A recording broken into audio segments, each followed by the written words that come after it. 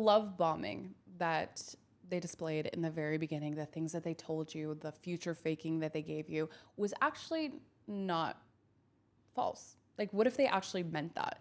I think so many times, especially when you're dating an avoidant and you don't even realize sometimes that you're dating an avoidant attacher, is that you fall under their spell and then they pull back and you're like, did this person even like me? Did they even care about me? Was I just there to manipulate? And then you go back and forth in your head, like trying to make sense of what just happened, when in actuality, they're just an avoidant.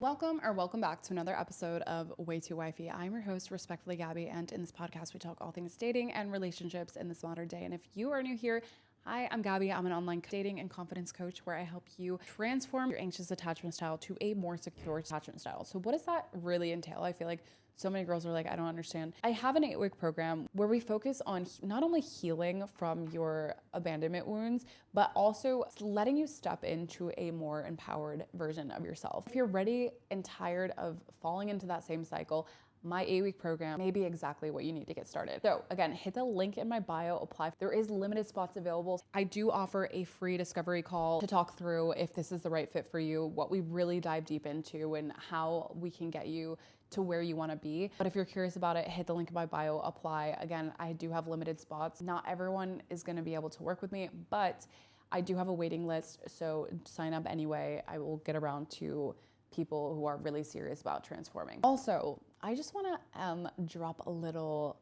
nugget. I am releasing sometime this year.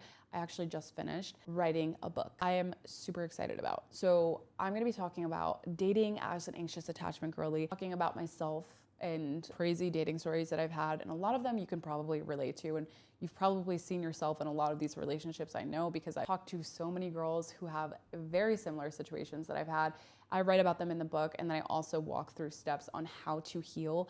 So if you maybe aren't ready for the full coaching, but you still want to go through the process of healing on your own and a self-discovery, my book is going to be the way forward. I am so excited to release it. I don't know when exactly that it will be, but I do want to drop some info. Again, if you want to sign up for my newsletter so you don't miss the launch of that, and when that's coming out, I'm going to be telling my newsletter people first before anyone. Let's hop into it this episode, what they actually meant by the love bombing. So to me, there are 3 types of nice guys, okay? And I feel like this type is thrown around a lot, like go for the nice guy, don't go for the nice guy, nice guys always lose, blah, blah, blah.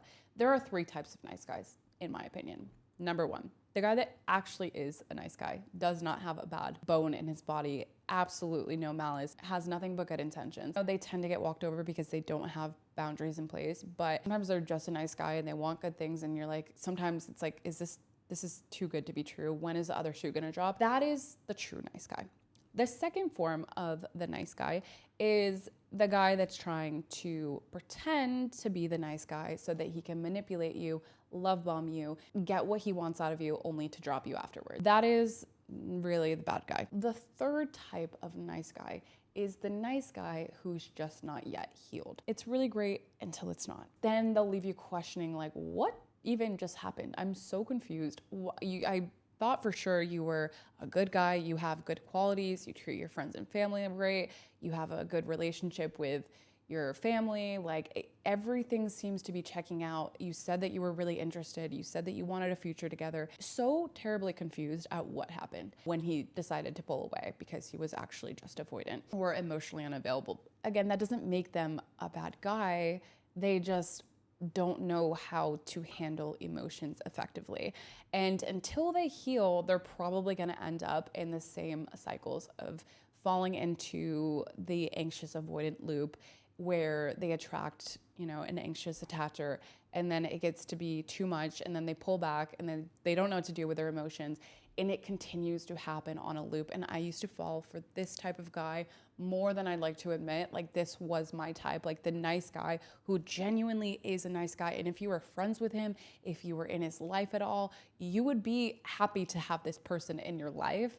But in a romantic setting, they don't know how to handle it. They don't know what to do. They are like, don't know. But the manipulative guy, I think I've probably fallen for one. And the only reason that I've ever fallen for this controlling manipulative guy, I knew what he was doing. I knew the games that he was playing, but I still led into it because I was trying to get over someone else. And I just wanted to feel a connection at the time. So I just let it happen. I did catch feelings, of course, at one point, but I think if I'm being real with myself, I kind of knew what it was the entire time, regardless of if you're falling for the love bomber who doesn't mean well or the love bomber who's actually just an avoidantly attached man who runs away at the first sign of something real. It doesn't actually matter. The matter of the fact is, just because they love bombed you and told you a false narrative that is actually not going to happen doesn't make them a bad person. But to be honest with you, being someone who had struggled in the past with a fearful avoidance, which is someone who falls both anxious and avoidant,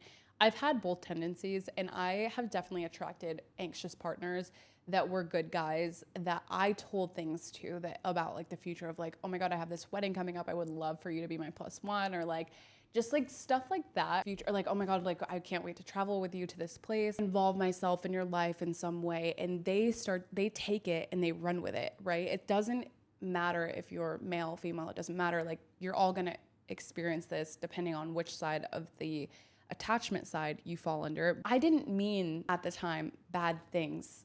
Like I didn't actually mean for it to come from a bad place. I really genuinely meant the things at the time.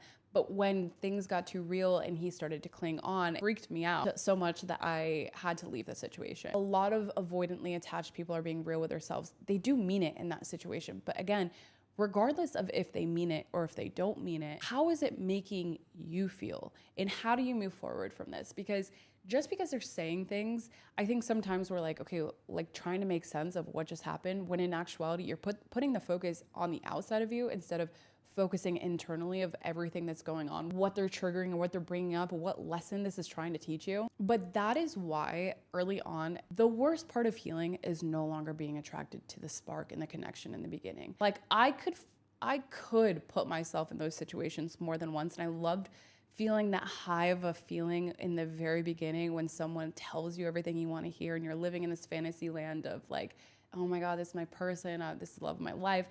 It's so fun to live in that.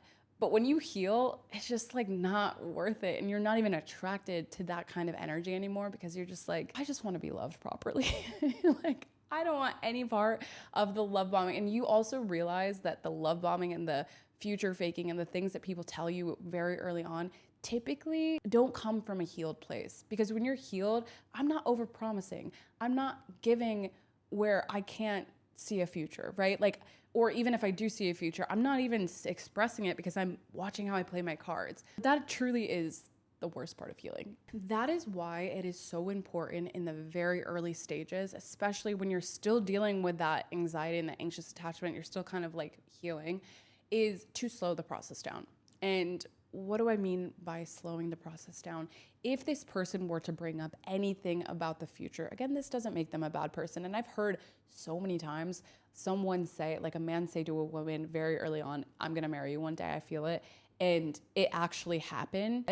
Regardless of if he says this, if he doesn't, if he follows through, or if he doesn't, slowing the process down really helps you keep your feet where you are. If he brings up like, oh, like, I can't wait to do this with you one day. I want to do this and marry you and have the kids and blah, blah, blah. If he's saying this very early on, I now, first of all, I'm not even attracted to it. I kind of like dismiss this person altogether, and I'm just like, ugh. If you're like, okay, well, this is a good person, whatever, I'm gonna follow through and see where this goes. Setting a boundary here is so important. Like being like, oh, you know, that seems really great, but I'd love to stay in the present moment with you. And if they continue to do it, I just feel like, let's be honest, they're trying to rush the process along because it only benefits them to create this closeness so they can get what they want out of it.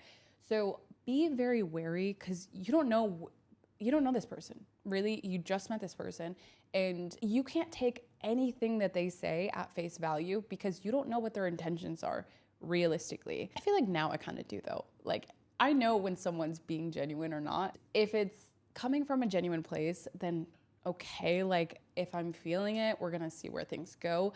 But I'm also gonna be like, okay, listen, like I love that you're thinking so forward thinking, but would love to focus on getting to know you, or like just saying something like that so that you bring it back to the present moment and you're not getting ahead of yourself and you're both not thinking so far ahead of the future that it freaks one or the other person out and makes them actually run away. Slowing the process down is essential. If you want to have a slow burn, I think, and we talk about this all the time, like it's everywhere, like go for the slow burn, don't go for the crazy connection. Like, and sometimes that crazy connection picks up and it works, but most of the time it doesn't. So if you want to get what you want, if you want to see how things progress over time, go for the slow burn, and you can slow it down. Like, of course you can. But the thing a lot of times with anxious attachers is that they want to speed it up because they want this closeness super early on. And if they don't get it, it feels boring. It feels flat. The chemistry is lacking. There's no spark. When in actuality, it's just a safe relationship. But just know that anyone can say anything in the very beginning. It doesn't mean that it holds any weight at all. And it's up for that man to prove to you over a consistent period of time that he actually means the things that he says. But don't take anything that a guy says early on to heart, and don't use that as a blueprint of how the relationship should and could and would play out. But that is it for this week's episode. I hope you enjoyed. I hope you got some kind of value out of this. And if you have, again, leave that 5-star rating, turn on your bell notification so you'll never miss another episode.